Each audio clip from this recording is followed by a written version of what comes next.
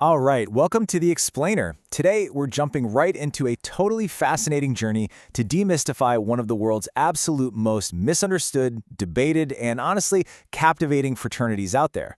We're going to look way past the whispers in the Hollywood movies to uncover the real foundation of the Masonic craft.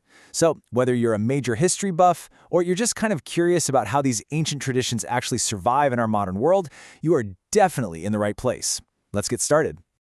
So, let's just tackle the giant elephant in the room right away. What actually is Freemasonry? I mean, for centuries now, it's been totally surrounded by mystery, complex symbols, and just endless speculation. For a lot of people, just hearing the word conjures up these intense images of shadowy figures pulling strings behind closed doors. But is that actually the reality, or is it just a really good story? Well, it's honestly pretty easy to separate the wild fiction from the grounded facts here. On one side, sure, we have this popular myth of a clandestine secret society running global events, but the everyday reality is vastly different. At its very core, Freemasonry is simply a fraternity. It's a brotherhood of men united not by some grand desire for world domination, but by shared moral values, a real commitment to self-improvement and the pursuit of truth. It's really just a philosophical and charitable organization that happens to use symbols to teach ethical lessons. Section 1. Medieval Masters of Stone, the Operative Era. Let's dive right into this. Now, to really understand what this fraternity is today, we absolutely have to trace its evolution, because it's this incredible story of transformation.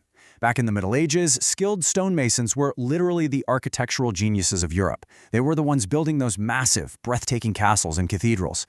And because their work required such highly advanced mathematical and architectural knowledge, they actually formed organized guilds just to protect their trade secrets.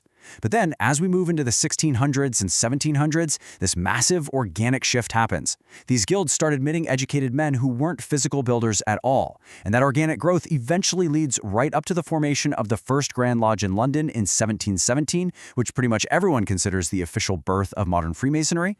But before we move entirely past those medieval guilds, let's look at their key features.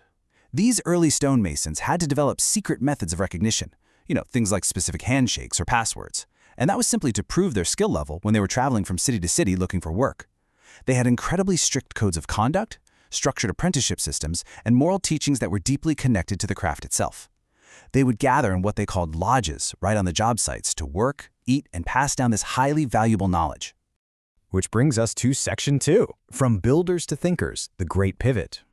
So those non-builders we just saw joining up in the 1600s, they were really drawn to the deep philosophical teachings and the rich traditions of the craft.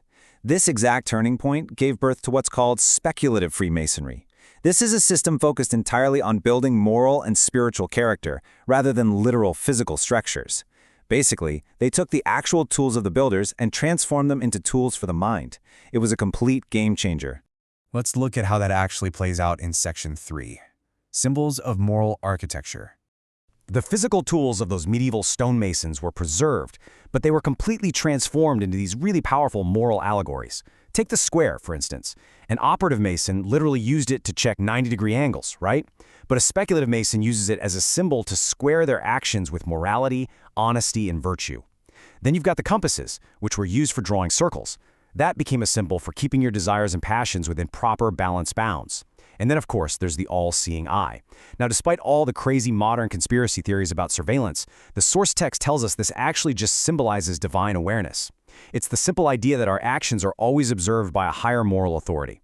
And this whole concept is captured so beautifully in the metaphor of the ashlar stones. Just picture the rough ashlar, straight out of the quarry. That represents the imperfect, raw individual. Now contrast that with the perfect ashlar, perfectly squared and smooth, representing the refined, enlightened person. Freemasonry basically teaches that every single one of us is that rough stone. And through gaining knowledge, practicing virtue, and just living life, we can slowly chip away our flaws to become something better. All of this symbolic architecture we've been talking about leads right to this one singular, powerful thought. Knowledge without morality is dangerous. Wisdom must always be guided by virtue. The fraternity really isn't about hoarding secret knowledge. It's about applying whatever knowledge you have ethically. The goal is literally just to help their members become better fathers, better citizens, and better leaders. Section 4. Inside the Modern Lodge. Let's see what this looks like today. So inside a modern lodge, there is this truly radical emphasis on equality.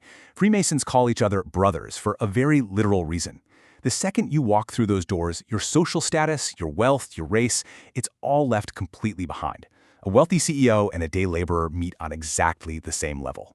The lodge is there to provide mutual support during hard times, it encourages lifelong mentorship, and incredibly, it absolutely insists on religious tolerance.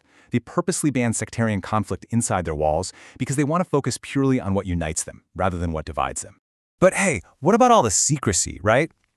Well, there's actually a crucial difference between a secret society that's hiding from the world and a society that just happens to have private traditions. Think about it. Their lodge buildings are clearly marked in the middle of our towns, their charitable activities are super public, and the members openly declare that they're a part of it. It is only their internal rituals, passwords, and ceremonial traditions that stay private. And they keep those private not to hide some dangerous secret, but simply to create a shared, meaningful, and deeply personal experience just among the members. And you know, this whole framework for personal growth has attracted some incredibly influential minds over the centuries. We're talking about heavy hitters like George Washington, Benjamin Franklin, Wolfgang Amadeus Mozart, and Winston Churchill. Having figures like that involved has heavily contributed to the public's fascination over the years, because people naturally wonder, what exactly were these great historical figures learning behind those closed doors? Section 5. Busting Modern Myths. Now, wherever you have privacy combined with ancient symbolism, human imagination is just going to run wild. So let's quickly set the record straight based purely on documented reality. First off, no, Freemasonry does not control governments or global economies. There's literally zero credible evidence for that. Second, it's not a religion, and it's certainly not a satanic organization. While members generally do have to believe in a higher power, men of Christian, Jewish, Islamic, and Hindu faiths all sit together in the same room. It doesn't offer salvation, it offers moral philosophy. And finally, they absolutely do not worship their symbols. As we discussed, the squares and compasses are strictly educational tools to help members remember ethical lessons. That's it. So, we've seen how a very practical group of medieval builders protecting trade secrets organically evolved into this global brotherhood dedicated to character and charity. The real secret of Freemasonry isn't locked away in some hidden vault, it's just the quiet, lifelong work of self-improvement. So as we wrap up our journey today, I want to leave you with a question inspired directly by those ancient builders. When you take a hard look at your own character, what rough stone in your life do you need to refine? Think on that and keep building. Thanks so much for joining me for this explainer, and I'll see you next time.